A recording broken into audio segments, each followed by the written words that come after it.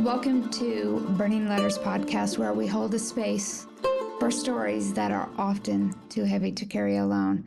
Today's episode is one of deep courage, pain, and healing, and redemption. I'm sitting with Ashley Kokorian, a brave and beautiful, a 32-year-old mother whose journey began with trauma and at the hands of someone who they should have been her protector. Her innocence was stolen at 5 years old, and what followed was a childhood marked with anger, distrust, and fear. She avoided many men, even those of her family, learning early on that safety was not guaranteed. Through the years, she searched for love, found herself walking through heartbreak, loss, and ultimately homelessness. She experienced the agony of losing 2 children, one in the womb and one shortly after birth. The overwhelming weight of codependency that came with love was not rooted in healing. But her story didn't end there. She rose, and through the ashes of devastation, she found faith, motherhood, and she found herself again. Today, she's not only a loving mother, a woman of faith, she's an intern at the very place that helped her heal, using her pain to pour into hope into others. This is a raw and powerful conversation, one of heartbreak, resilience, and radical transformation. So thank you, Ashley, for being here with me. You experienced something, it was the unthinkable at just 5 years old, something that shaped your trust. What do you remember feeling during that time, and how did it shape your view of safety growing up? So around that time when, that was all happening, I put up a wall for everybody. I didn't trust anybody. I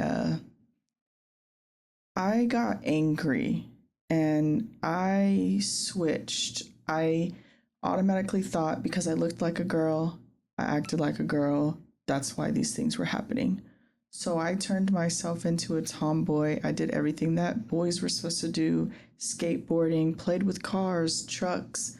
I did the complete opposite of what the Lord wanted me to be, a female. The femininity of me was taken away, and I assumed the reason why things were happening was because I looked and acted like a little girl. So you shared that you had a deep fear of being alone with men, even family. And how did that affect your relationship and your identity as you grew up? It was hard because my biological father was never in my life. And the dad who did raise me, I didn't get that father-daughter bond because I was terrified. I knew he wasn't going to hurt me or anything. It was just the thought of what happened as a child always came about. It took me a long time to be able to forgive the person who did the abuse, but also forgive the people who prolonged it in my life.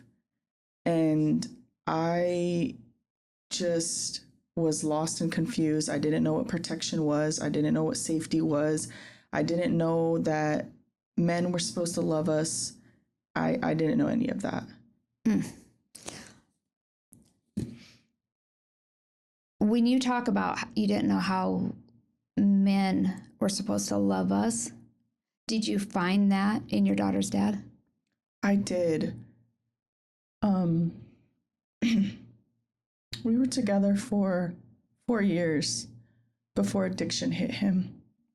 I wasn't in the addiction. He was. I just felt codependent with him because he showed me everything that a man was supposed to be and have before the addiction hit him. So when the addiction happened in his life, I didn't know about addiction. I didn't understand it. So it was hard for me to walk through that, not knowing what I was walking through. Mm-hmm. And when we were talking earlier, you were saying that he was sober for 8 years. Yeah, he came from a rough life in California. He came to Arizona to have a better future, a better life. And so he was sober for quite some time before he relapsed. And he relapsed at the last minute of us having our daughter. Oh, wow. So was he there then when Mia was born? He was with me through the whole pregnancy. He was at the hospital with me, cut the umbilical cord. Due to complications of my pregnancy, he was actually the first one that was holding Malia. Oh, that's going to be a memory forever. Yeah. And then when you found that love, it came with its own trials. It came with its own tribulations, loss, codependency, and the worst thing of all, homelessness. You know, can you take us through what that season looked like for you emotionally and spiritually? So spiritually was hard for me because I knew of the Lord and I knew what he could do, but I wasn't understanding why I was going through and why I had to go through what I had to go through. I wasn't understanding that he wanted me to go through this season so I could get my relationship stronger with him. My emotions were all over the place. I wasn't understanding addiction. I kept telling him, like, why can't you just stop? You know, at this point, we already had our daughter taken from us with CPS. So I was in the process of working, trying to go to school, finish my college degree. And he was just wanting to do the drugs. And I just wasn't understanding why I had the motivation to do right, but his motivation was to do wrong at that point. I wasn't understanding our conversations, like everything that we had together, the conversations, the understandings, the going to one another, just lost it with the addiction, you know, and me not understanding the addiction. I wasn't understanding why, like, the communication was lost, why this was happening, why a lot of things were happening. You know, we lost the car, we lost the house, we lost our daughter. So it was just like a lot of losses. And I kept telling the Lord, like, why am I going through this? Why are you putting us through this when we worked so hard to be sober, to do right, and we were doing so well, and we just lost it in a season? When you talk about that he fell back into it, was there something going on in your guys' life, or was it just life be lifing, right? Right. No, so around the time of all of this, within these last few years, I lost my aunt and granny 10 days apart.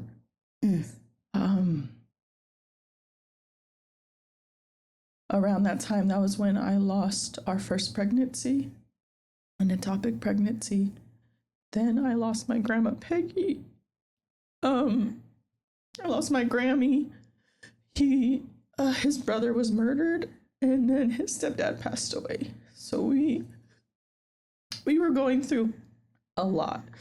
But my motivation was more of doing right and doing what we needed to do to succeed. His was just knowing to fall back into addiction just because of where he came from.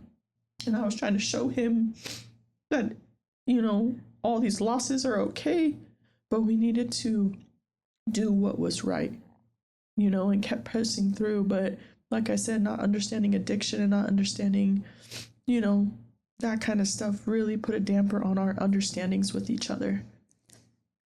Did you ever try to make him understand, like, we've lost all of this, and most importantly, we lost our daughter. Like, there's a little human out here that needs to be able to depend on us, and she can't. Yeah, I've had multiple conversations with him of like, look, you know, we've lost our car, we've lost our house, we're living homeless with our dog, you know, and I've even put it in perspective of me and our dog lady. We've never lived homeless. This was something new for me. I've never, even with a single mother, I never lived homeless. We never went without anything, you know? So it was just a life that I wasn't used to. It was a life that he was used to due to where he came from and his family's background and their, you know, involvement with the streets and stuff like that. So it's like, he was like, I can do this. I'm fine, you know? But then he got to the point where he was like, you're right. This isn't a life for you and lady. You guys, you know, I was already telling him that I needed to call my best friend. and I needed to get out of here. I needed to be off of the streets because this is not somewhere I'm used to. And he even told me, he was like, you're right. I can thug it out. I can do what I need to do. I'm used to this. I can, get through this myself, but you're right. You need to go and get our daughter and get done what you need to do and succeed, because he knows like the thrive that I had in me. He already knew that was the type of person I was. Right. So you weren't gonna go down the same road as him. Yep. And then what was the turning point that led you to seek healing and enter the home that helped you find stability, faith, and purpose? When I was at the lowest and me and him were in our storage unit packing and pretty much staying there to get out of the heat, I looked at him and I was like, I can't do this anymore. I was like, whatever we had is no longer here right now. I was like, you're doing the drugs and I'm trying to get away from it, and it's just we're dragging each other down for no reason. I was like, my mom is literally raising our daughter while we're out here trying to get it together, and I was like, I need to call my best friend. Monique needs to come and get me, and I gotta go. And he finally was like, yeah, you're right. And so I called my best friend, and she couldn't come and get me, so she called my mom. My mom and her boyfriend came and got me from Phoenix and drove me to Casa Grande. I stayed at my mom's house, and the next day I was enrolled to Home of Hope. Nice. And Home of Hope is a place for? It's a rehab facility for women and children. It's a Christian faith-based facility. There is a daycare on site, which my mom has worked in the daycare for over 10 years now. And since I enrolled in Home of Hope, that was the most I saw my daughter even after having her, because my mom had custody over her and I was able to see her every single day compared to once a week. Right. And so now the good news is, right? There's a lot of good that has come out of this. And a lot of the good news is, one, baby girl's living with you. Yes, I got my daughter fully. My CPS case is officially completely closed. I have also completed the program. I am in the process of getting my externship done for medical billing and coding. I will be starting working at Ironwood Cancer Research Center for my externship on Monday. I am work status at the facility, and I will be renting a room there until I can get fully on my feet. The restoration in me and my family's life is amazing. The Lord has definitely provided a lot for us, and a lot of healing and a lot of forgiveness that I never expected could happen.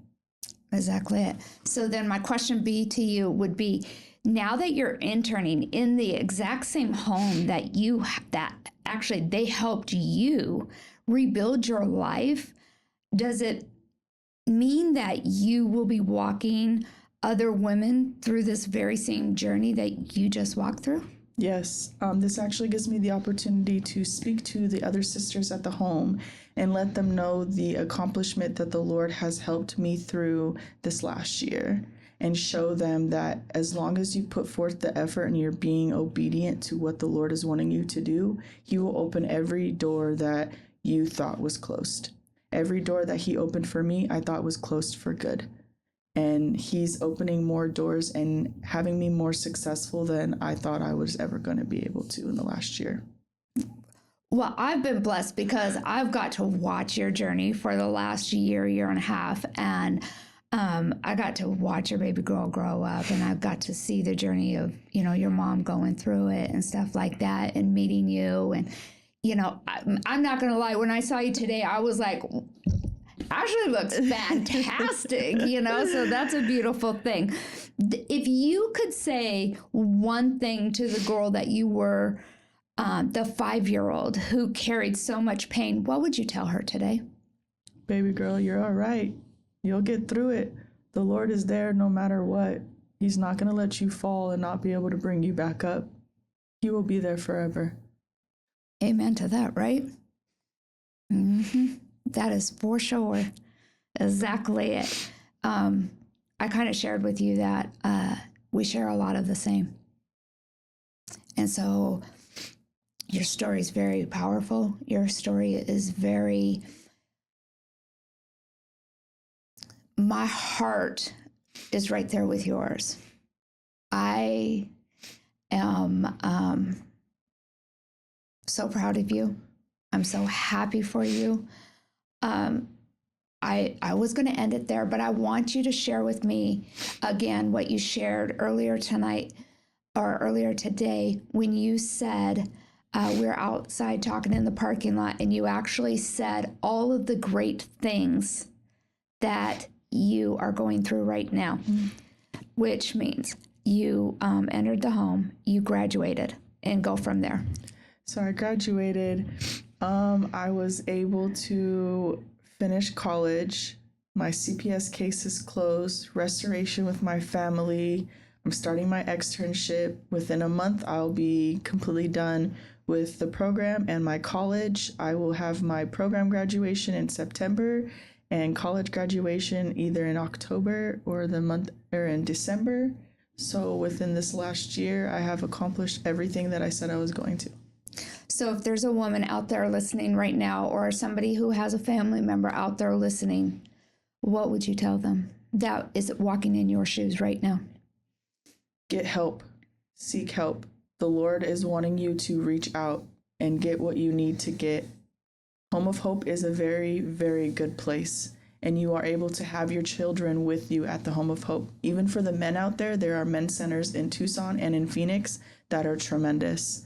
It is faith-based, so be willing to want to get your relationship with the Lord, and if you do, reach out, ask for that help, get that change, because in the end of the day, you will be walking out of there a completely different person than you did when you walked in. Awesome. I appreciate you.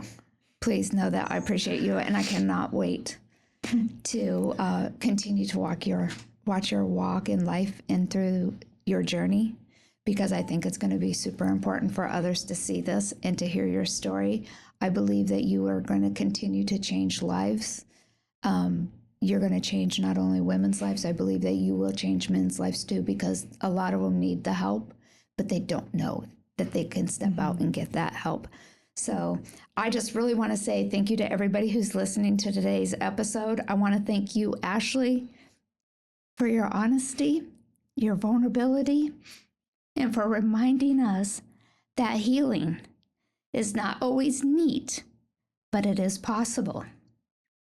If you're someone who's navigating through heartbreak, pain, loss, we see you. You're not alone. And if this episode resonated with you, please share it with somebody who might need to hear it. And if you haven't already, please subscribe, leave a review, and help us continue to have these important messages. And until next time, take care of yourself and each other. Thank you. Thank you. I just want to give you a big hug.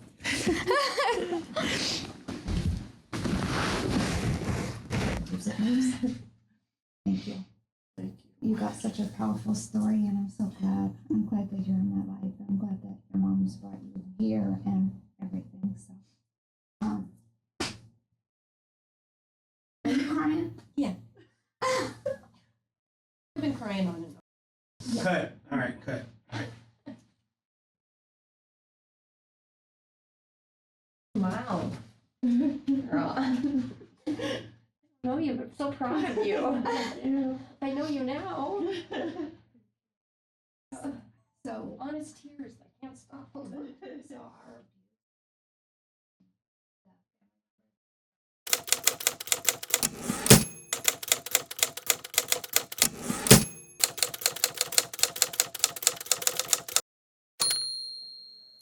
So tell us, Ashley, more about where's Dad at now? So I have kept in contact with his family just because, I know we went through a lot and he put me through a lot, but at the same time, that's the father of my daughter. I loved him with all of my heart. He was my first, real love in my whole life. So his family didn't know where he was at for a little bit. They don't know if he fell back into the addiction or whatnot. And when he was found, he was in the hospital. He got bit by a spider and the venom was in his system. So he actually had to lose a top half of his finger. But I prayed to the Lord. I prayed to Lord, asking him, reveal him to us, find him, let us know where he is at so we all know that he is safe. I know his family was very concerned just as much as I was concerned. And I also prayed of a head of protection for him as well, because I know he was lost just as much as I was, but the Lord pulled me out and I wanted the Lord to do the same for him. And my prayers were answered, and the hospital contacted his family and let him know where he was at. So he is now home. He is healthier. He's getting healthier than he was before. And he now realizes what he lost and what he needs to do for himself, not just for himself, for his other children, plus Malia. And his family is willing to help as long as he stays on the right path. And the right path is sobriety. Correct. So when you think about this, because you know that there was a lot of, I'll say, uneasy feelings with him and your side of the family, how or what emotions or feelings is coming into play now? Because right now you're literally bringing your daughter back with her father, although it may not be physically right now. It is over the phone. It is through conversations, and how's your family? Because you think about it, for the past, year, maybe a little over a year, he wasn't there. And they really wasn't wanting it, to be active. They didn't want him to be active in his life because of the fact that, he had his addiction. Yeah. And the biggest fear is bringing our children into the streets, right? And so how's your family dealing with this? So they're dealing with it better than I expected, especially my mom. My mom's really the one that I can have a conversation with, and she understands where I'm coming from just because of what she went through when I was a child, and she saw how hard it was for me to be reintroduced to my biological father's side of the family and losing, the two main people 6 months in, and we had a conversation about that, I missed out on this whole time of my family, and I made it a point that I'm not going to do that to my daughter. That generational curse is something that I'm going to fight. And I told her, I have steps. I know what I'm going to do, what I don't want to do. I already told his family. I told him, I was I have to protect Malia, and I have to physically see that you're able to have a relationship with your daughter. I have to make sure that you're stable for yourself. You're stable for your family. I know his family is always going to be there. They were there for me all the time. His family isn't the problem, His family wants him to get better, wants him to be better, and so do I, Right. And it's not just for our daughter, it's for himself, really. Mm-hmm. Because once you're good for yourself, you'll be able to be good for everybody else. And the Lord has revealed that to me personally. Once I was able to be good for myself, even the judge at my cases, when I started Home of Hope, the first thing he did was be selfish. This is the time to be selfish for yourself.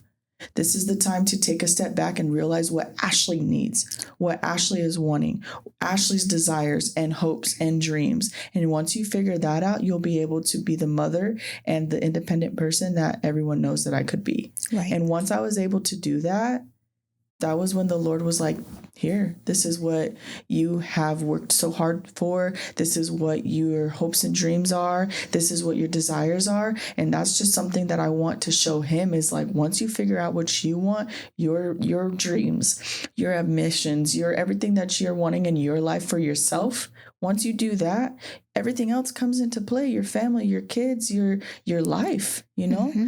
And just being able to open that conversation with him and him being willing to receive was the hardest thing for me. Now that he's in a healthier place, he's willing to receive this conversation because he knows where I'm at and he knows the hard work I put into to get our daughter, but not also to work on myself. So the fact that he's willing to receive and listen and hear what I have to say, I know it's going to go a long way because he's never been someone who's never listened to me or heard me out. And now he's in a healthier state of mind that he's willing to be like, oh, if she can do it, so can I. You know, and the fact that his family's willing to help him gives him that step that he needs to be like, okay, I have a support system and I have someone who's willing to walk it through with me to show me that there is a better result than what I was doing. Right. Do you, are they in California or are they here in Arizona? No, they're here in Arizona. Oh, so that makes things a lot easier for everybody then. Yes. So that they can, you know, be still active in his life, but also active in her life too. Correct. And, you know, when you talk about him, do you think there's ever a chance that he'll enter into a men's home where he will get the help like you received? I don't know. It hasn't been a conversation that we've had, you know, and I don't want to force something if I know that it's going to not be the time, you know, but I am showing him what it, you know, entering a women's facility did for me, you know, so it's just something that we haven't talked about, but it has been something on my heart to ask or to see. And if he really thinks he's willing to do it himself, he just has to show me.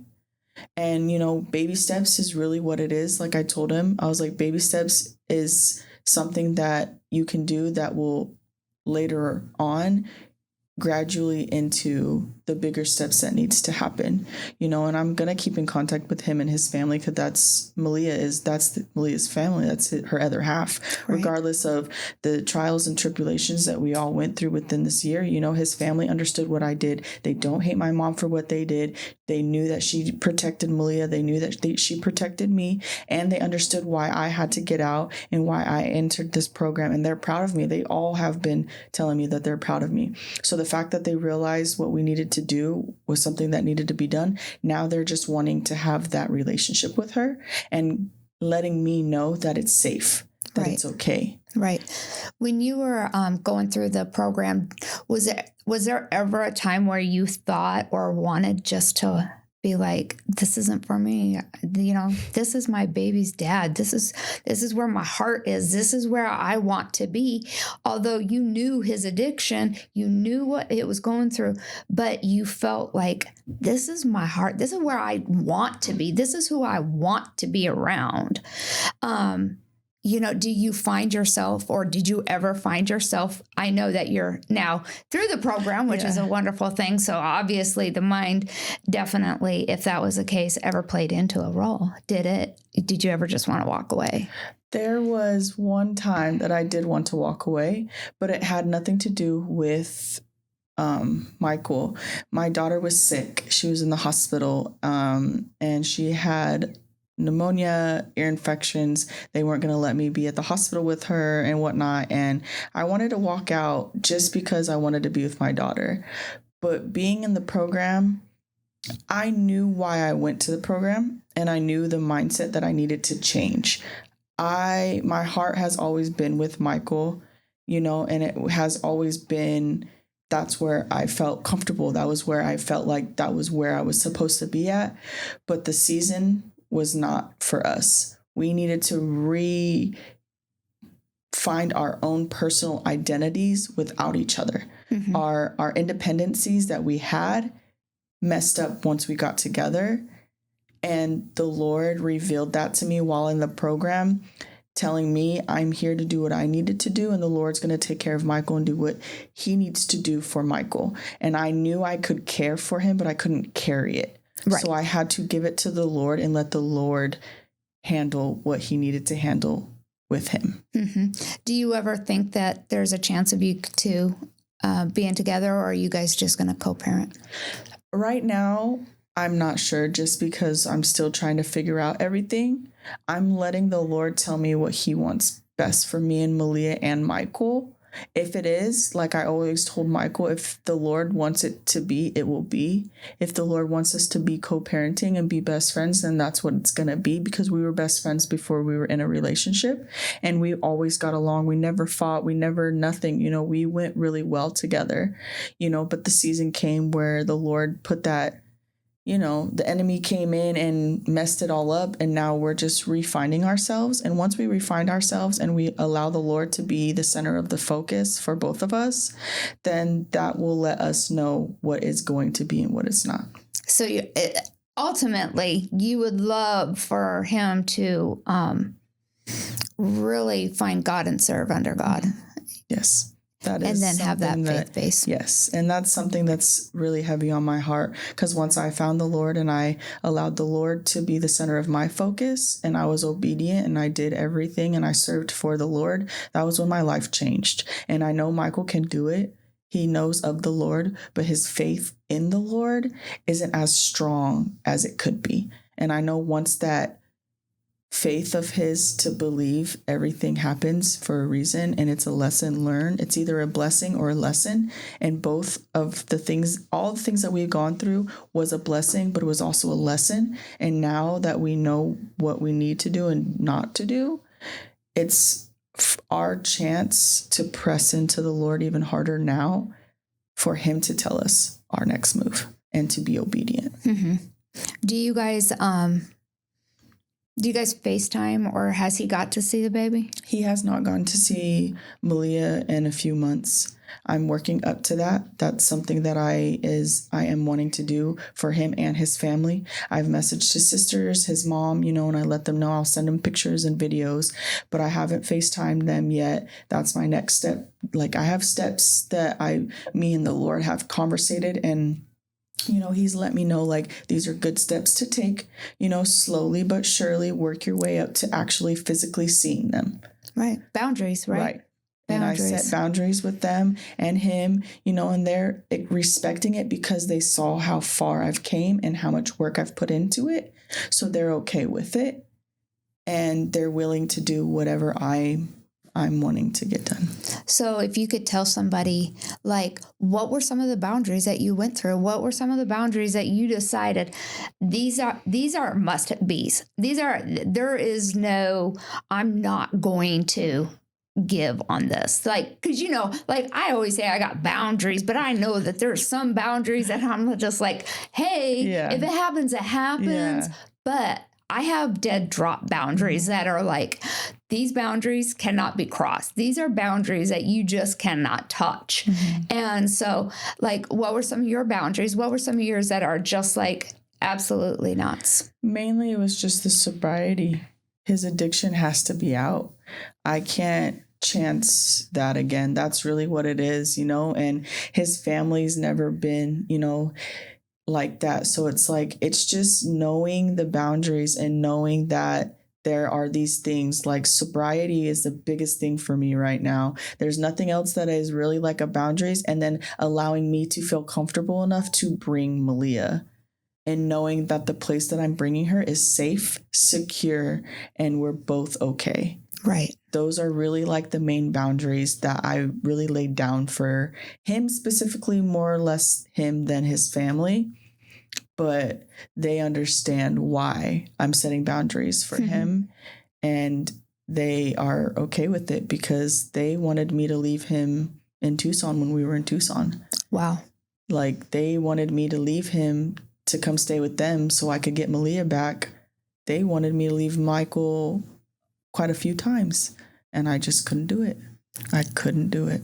Do you think that's part of codependency and love? Yeah, it was. I couldn't leave him because I knew the second I did, it was going to get worse. It could have ended even worse. How was that?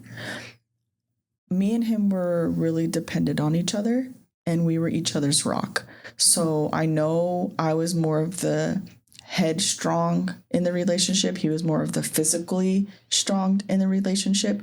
And I always had the intentions of pure and doing things right and following what we needed to do right. Call the court, check in, drug test, this, and this. And I just know if I abandoned him and I was like, all right, I'm out of here, you fend for yourself, he wouldn't have known like the right way. He would have gotten lost, and he's not from this state anyway, so he wasn't understanding like if I did leave him, why would I do that? So it's like I just knew if I did leave him, the situation was going to end up even worse, and I wouldn't be able to sit with myself if something did happen to him, because I decided to be like, all right, I'm out. And when I did say it, he was with his family, so I knew he was safe. He was in a place where I knew if I left, he was okay. Do you think that do you think though that even with all that, you're, making your decision and ultimately you say, well, he understood the decision that you made. Do you still think that there's a possibility that he felt abandonment at that point? Yeah, I do. Just because, he's like, I lost this person. I lost my brother, my stepdad. I lost my daughter. And, I lost, the love of me. Mainly, the love of his life, his rock. And so it was really hard for him, but I think he knew at that time that he even told me, he was like, the only way I know I would be able to ever see my daughter again is if she was in your custody. And he's like, right now I'm not in it. He's like, but I know you are, and you can get her back quicker without me. And I knew that was hard for him to say anyways, but he did. He told me that. And that was right before I called my best friend. And I was like, you gave me the okay. Because I tried multiple times to leave and he wouldn't let me. He was not letting it happen. And then the very last time, he was like, you know what? You're right. You think about it. What you were just saying was about how he knew that you couldn't have custody of your daughter with him the way he was being, or the situation that he was in.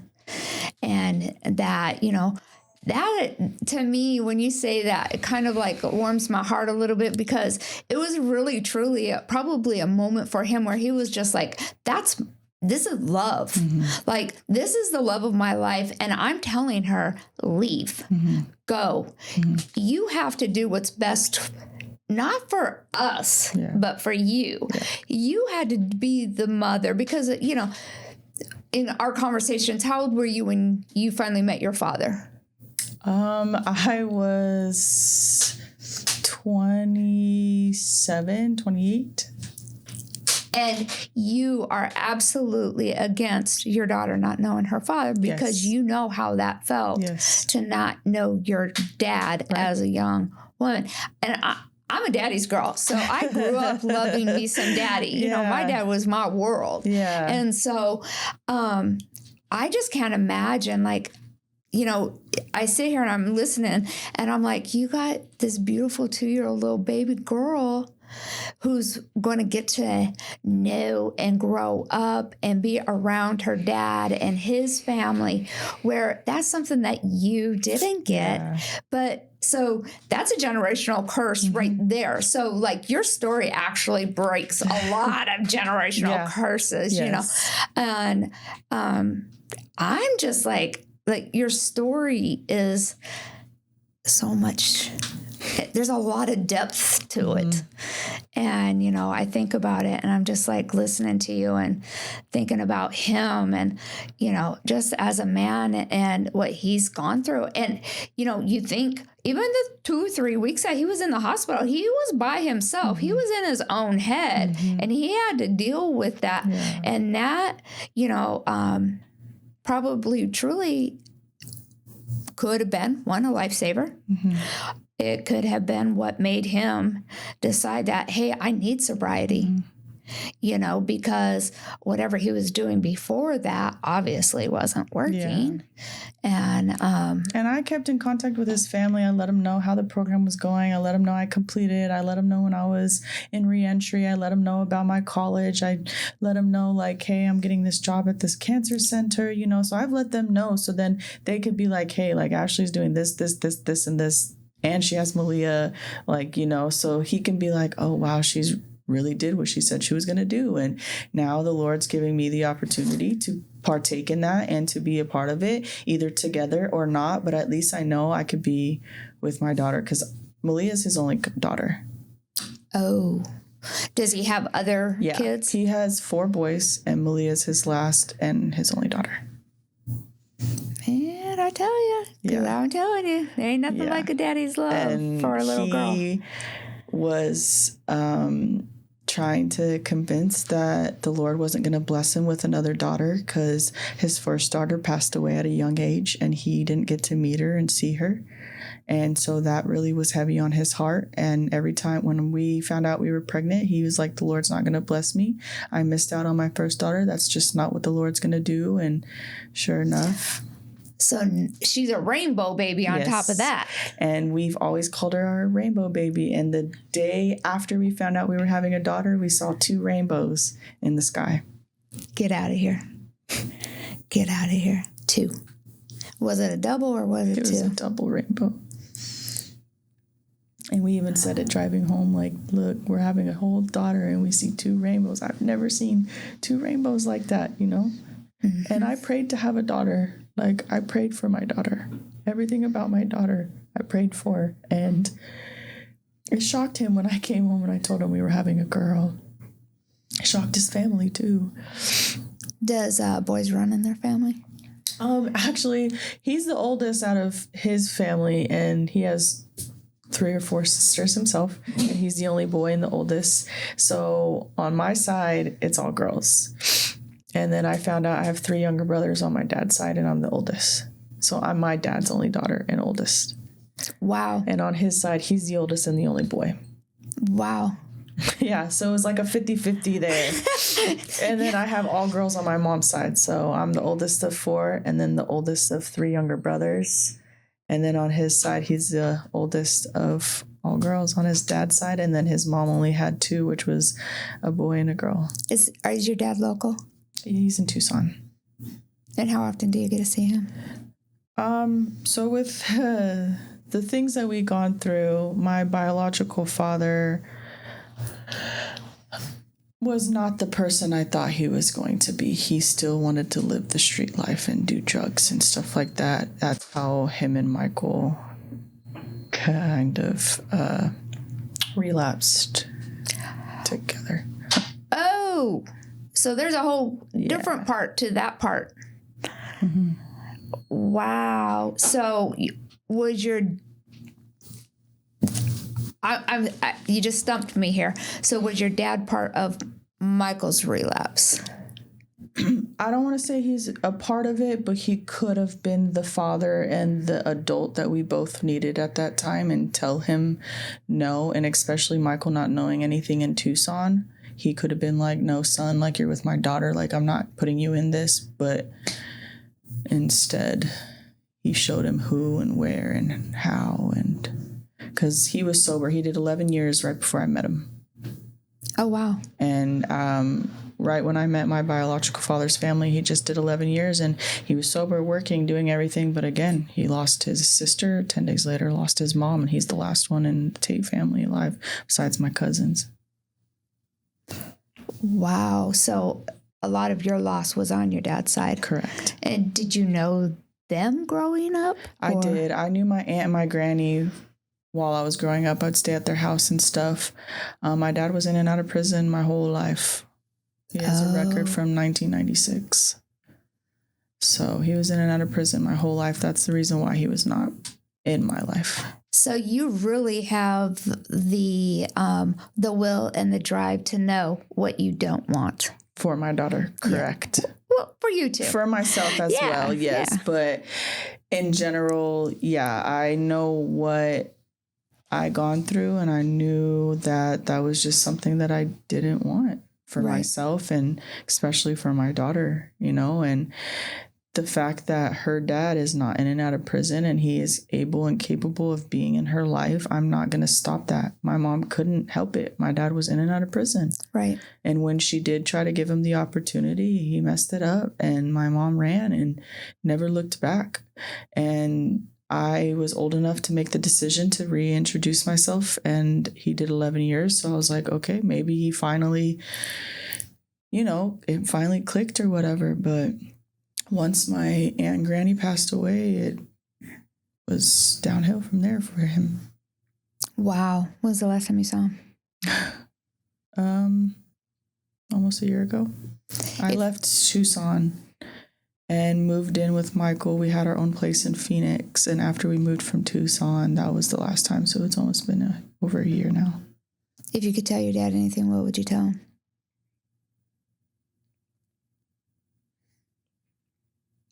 That I forgive him, and that I love him, and that I want him to get better for him and his kids. I have 3 younger brothers that are struggling because they didn't have our dad. I was lucky enough to have my mom.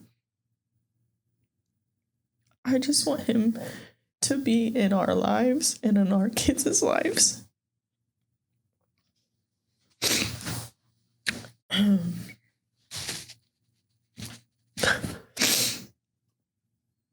You want your baby to grow up and know her grandpa or papa, or I don't know what you call him or what he's called, but mine was always a grampy or a papa, you know, things like that.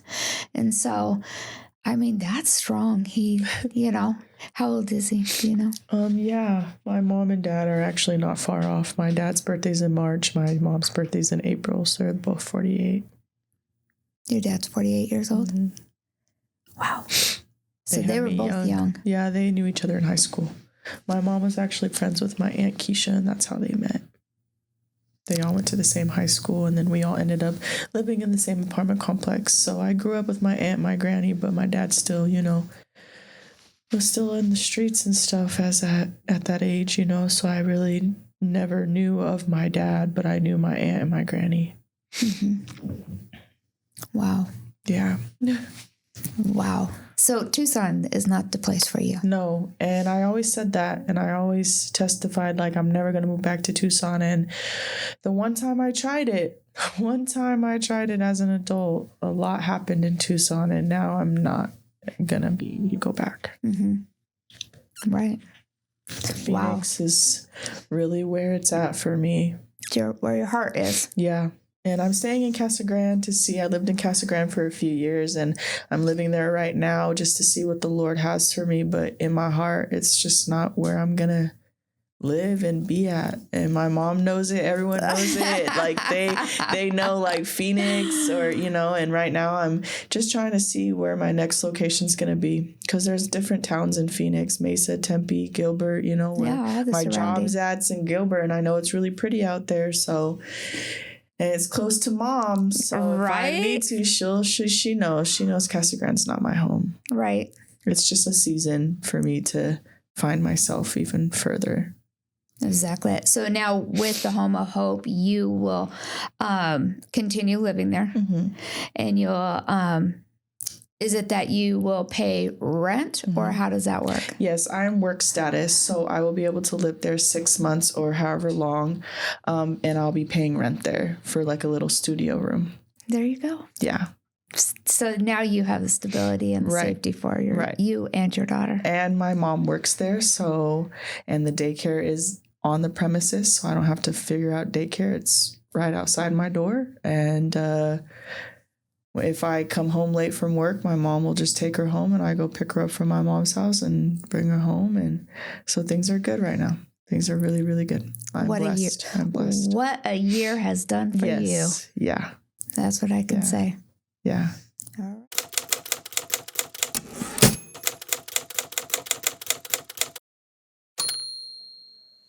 On Burning Letters podcast, you're given a choice to burn your letter together or in private. Ashley has chose to burn her letter in private, which is beautiful too.